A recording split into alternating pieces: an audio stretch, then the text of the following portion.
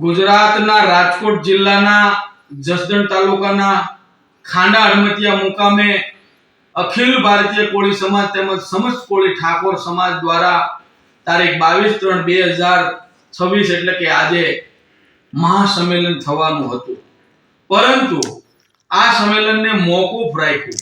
અનેક આગેવાનો અનેક સંગઠનોના ફોન આવ્યા કે આજે આ સંમેલનને બંધ રાખવાનું કારણ શું. તો એટલા માટે આજે ગુજરાતમાં વસવાટ કરતા તમામ કોળી અને ઠાકોર સમાજના ભાઈઓ બહેનોને યુવાનોને જાણ કરવાની કે જ્યારથી આ સંમેલનની તારીખ નક્કી થઈ, પોસ્ટ વાયરલ થઈ, ત્યારથી જસદણને વિછિયા વિસ્તારના ધારાસભ્ય કેબિનેટ મંત્રી કુંવરજીભાઈ બાવળિયાના આગેવાનો પરસોત્તમભાઈ માલકિયા તેમજ અન્ય આગેવાનો દ્વારા એવી જાણ કરવામાં આવી કે આ સંમેલન મોકૂફ રાખવામાં આવે, તમારા પ્રશ્નો બધા સોલ્વ થઈ જવાના છે, જેથી કરીને તારીખ 21/3/2026 ના રોજ ગઢડિયા જામ મુકામે સમસ્ત કોળી ઠાકોરના 10 થી 15 આગેવાનો કુંવરજીભાઈ બાવળિયાને મળ્યા.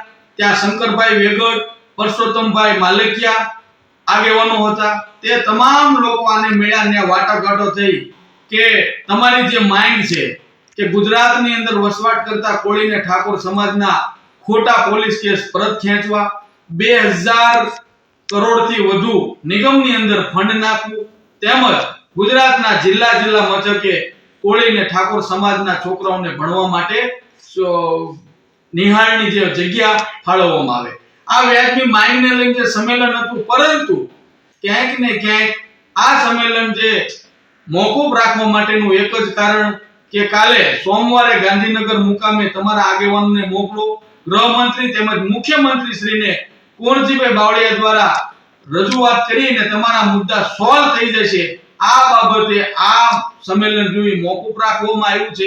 એટલે તમામ લોકોને જાણ કરવાની કે કાલે ગાંધીનગર મુકામે સવારે 11 કલાકે ગુજરાતભરમાં વસવાટ કરતા કોળી અને ઠાકોર સમાજના સંગઠનોના આગેવાનો ગાંધીનગર મુકામે 11 વાગે પહોંચી જાય. કાલે મુખ્યમંત્રી, ગૃહમંત્રી અને કુંવરજીભાઈ બાવળિયા દ્વારા આપણા પ્રશ્નોનું સોલ્વ થવાનું છે, જેથી કરીને તમામ આગેવાનોએ ત્યાં હાજર રહેવો વિનંતી.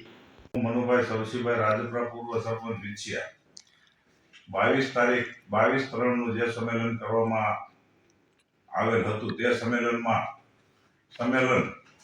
ગોઠવવામાં આવેલ હતું. ત્યારબાદ અમોને માનનીય મંત્રી શ્રી કુંવરજીભાઈ બાવળિયાએ ગઢડિયા જામ બોલાવી અને અમને એવું કહેવામાં આવ્યું કે ભાઈ મુખ્યમંત્રી અને ગૃહમંત્રીની પાસે જઈ અને આ તમારું જે કાંઈ કામ છે તે હું પૂર્ણ કરાવીશ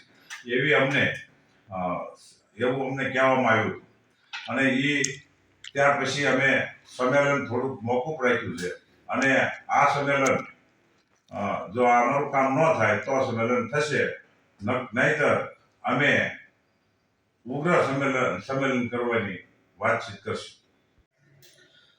તારીખ 22/3/2026 રોજ હડમતિયા મુકામે જે કોળી ઠાકોરનું સંમેલન જે યોજાવાનું હતું, તે યોજાવાની પોસ્ટ જાહેર થતા જે બાવળિયા સાહેબ દ્વારા પરસોત્તમભાઈ માલકિયા વારંવાર ફોન આવતા અમે આગેવાનો મનુભાઈ અને મુકેશભાઈ દ્વારા કહેવામાં આવ્યું કે આપણે મળવા જવાનું, તો હું પણ ત્યાં હાજર હતો.